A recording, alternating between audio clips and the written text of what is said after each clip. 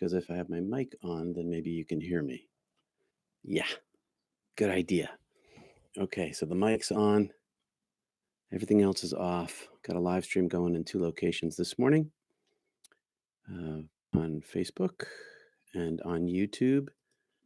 No audio, but your bird sounds great. Thanks. I'll turn them back up a little. Yeah, I forgot to have my mic on. Put the birds back up. Yeah, there we go. Hey, Ruthie. I think I'll leave the birds off. Anyway, hey, hi, good morning. Um, this morning, it's a simulcast on YouTube and Facebook, and I found this great quote by Louis Claude de Saint-Martin. All mystics speak the same language, for they come from the same country. All mystics speak the same language because we come from the same country. I'm going to read a little bit about mysticism from the classic book, Evelyn Underhill. I noted all this stuff in the comment section. Begin by talking about diaphragmic breathing. Diaphragmic breathing is when you're kind of into your belly and you're expanding your belly and you let your lungs fill naturally. That's how meditation works. It's belly breathing, like you did maybe in gymnastics or in dance so many years ago, or when you sing, that's diaphragmic breathing too. So it's diaphragmic breathing. You let your lungs fill naturally. You bring your breath to your belly, not into your chest. That expands on its own in the practice. And therefore, it's a really good idea to do this on an empty tummy because when you have an empty tummy, an empty belly, it's just, hey, Russell, hey, it's just easier uh, to meditate. So before we begin this morning, I'm going to ask you all to think about if you want to have a Zoom room. Somebody, hey, hi from South Africa. Uh, I want to know if you want to have a private Zoom room where we can talk about our practices of meditation and mysticism and talk about the things that have happened to us. So I'm going to say yes to that, but please put your if you want that. And I'll make the arrangements for that because I now have, through the one particular person, I have access to a Zoom room that can have up to 100 people. So, I was going to read from this to begin with. This book, I've covered it over with paper, with plastic a long time ago. I've read this book a lot. You can see the markings in it. For decades, I've used this particular book. And she says, Evelyn Underhill, true mysticism is active and practical, not passive and theoretical. It is an organic life process, something which the whole self does, not something as to which its intellect holds an opinion. It doesn't really have to do with what you think, it has to do with what you do. It's not an opinion based thing, it's an experiential based thing. Let's see if other folks are showing up now. All right, so number 2, and I'll only read 2 this morning out of the 4 she has. Wait for that loud truck to go by. My fellow drives by every day, a couple times a day. Number 2, its aims are wholly transcendental and spiritual. It is in no way concerned with adding to, exploring, rearranging, or improving anything in the visible universe. Get that line. That's important. It's not about manipulation of reality. Its aims are wholly transcendental and spiritual. It is in no way concerned with adding to, exploring, rearranging, or improving anything in the visible universe. It's about changing yourself. It's about connecting yourself to the divine. And then in your daily life, impact that you have changes the universe around you. It's not about trying to use magic to manipulate reality. You manipulate yourself and you end up manipulating reality. The mystic brushes the universe even in its supernormal manifestations, though she or he does not, as his or her enemies desire, neglect his duty to the many. Basically, mysticism allows you to have the interior strength to do actions of love and what the later church calls social justice. You get to be kind, as Jesus said, feed the poor, clothe the naked, house the homeless, that kind of stuff. Her heart is always set on the changeless one. Meditation is setting one's heart on the changeless one. So, for a moment here, remind you of diaphragmic breathing.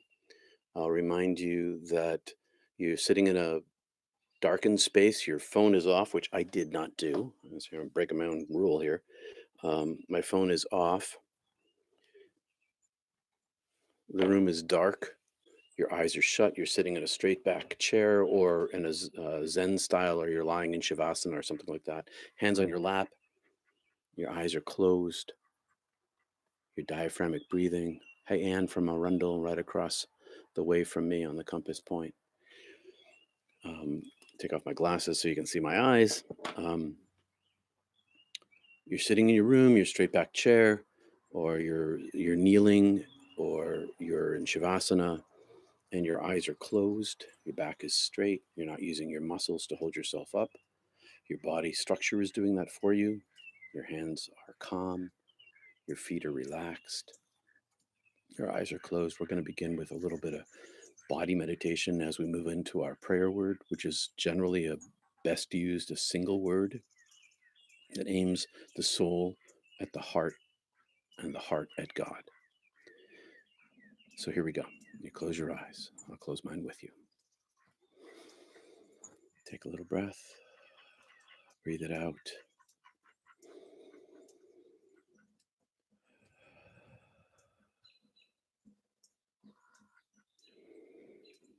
Feel your feet. Feel them relax. Feel your calves. Feel them relax. Feel your thighs. Feel them relax. Feel your back and your tummy. Feel them relax. Feel your shoulders and your arms and your hands, and they relax. Your neck relaxes.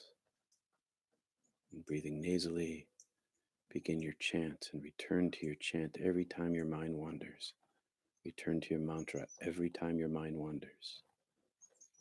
And if your mind finds itself observing the breath, just observe. And if you think I'm observing the breath, go back to your words. Let's begin.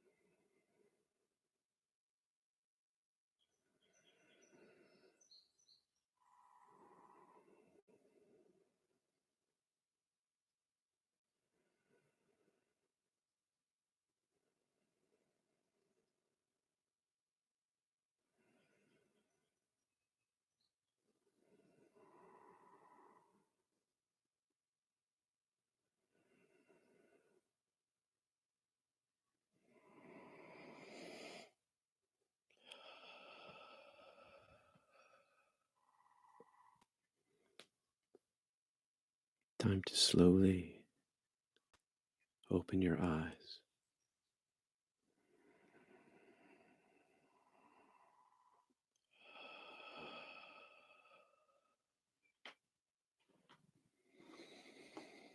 Time to slowly open your eyes, everyone.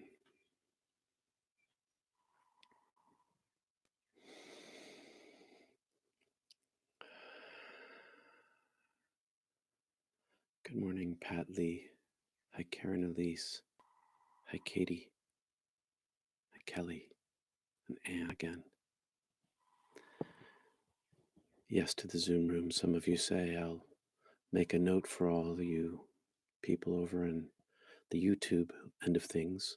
I'll put up a video to alert you to it. Hi, Ka.